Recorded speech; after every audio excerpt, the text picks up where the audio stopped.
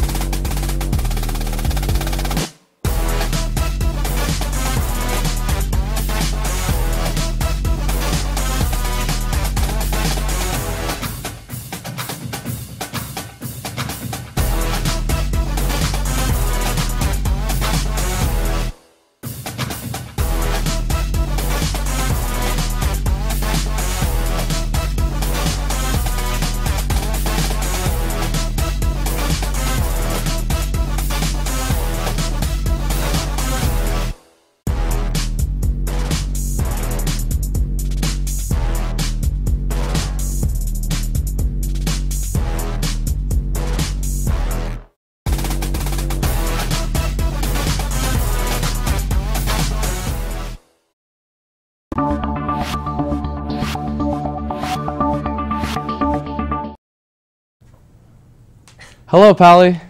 Today is January 11th, 2019. INFocus starts right now.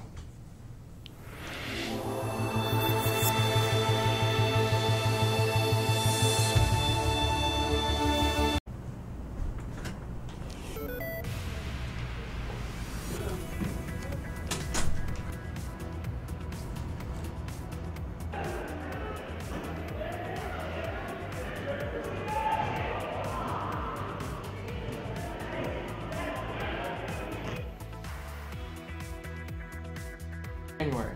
Club Day is coming soon, and we have the details. All that and more is coming up on today's show.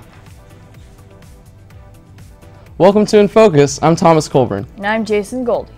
There's a lot going on around campus. Here's some important announcements from today's campus bulletin.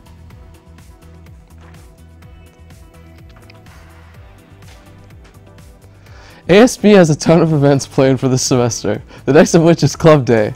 It will take place Friday, February 1st, and applications are due to Mr. Hall by January 22nd at 3:30. Another ASB event occurring soon is the Winter Rally. Seniors who are interested in playing a basketball game versus the staff should sign up by January 22nd. Varsity basketball players are not allowed to sign up. Anyone else who wants to get out and shoot some hoops would sign up at the link on screen. www.tinyurl.com/bball-signup1. Moving on now from what's going on around campus to what's happening in the world and locally today. Let's take a look at what's topping today's headlines in today's News Minute. Apple is planning to unveil 3 new iPhone models this year. That's according to the Wall Street Journal. The new phones will reportedly include new camera features. According to the journal, Apple is thinking about sticking with the bright OLED-powered screens for its 2020 iPhone line. Apple shares were down fractionally this morning. Tampa International Airport says it has teamed up with United Way Suncoast to begin a food bank.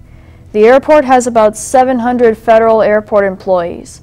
The food bank will open on Monday to workers with the TSA, Customs and Border Protection, and the Federal Aviation Administration. All three agencies require their employees to continue working without a paycheck. The airport says it is also seeing what it can do to get workers free bus passes during the shutdown and help with their electric gas bills. At least 13 children have died from the flu this season, according to the CDC. Seasonal flu activity continues to increase in the United States, and the key to fighting the flu is to arm yourself with the best defense you have, your immune system. Experts recommend that everyone 6 months of age and older get a flu shot. Even though flu season is well underway, it's not too late to get vaccinated.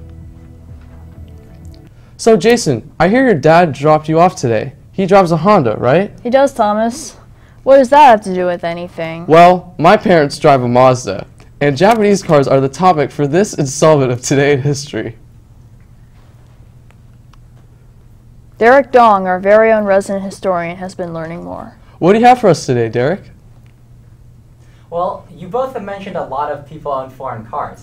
And as you look around the roads of Palo Alto, you can see cars from Italy, Germany, Korea, Japan, and more. But it wasn't always this way. Today marked an increase in competition for the big three auto manufacturers in an event that happened almost 40 years ago. Today, in 1980, Honda made the huge announcement that helped loosen the long-time grip Detroit auto manufacturers had on auto sales in the United States. The announcement included plans that Honda would build the first Japanese-owned passenger car assembly plant in the United States. The plant was built in Ohio, and today, many foreign-owned car companies have plants in the United States. So had that plant not been built, who knows? You both could have been dropped off in Chevys. Back to you. One of the most unique aspects of Pali is its architecture. Ruben has been researching the story and has more on this. After 2 years of construction, the renovated Pali Library is expected to open in January of 2019.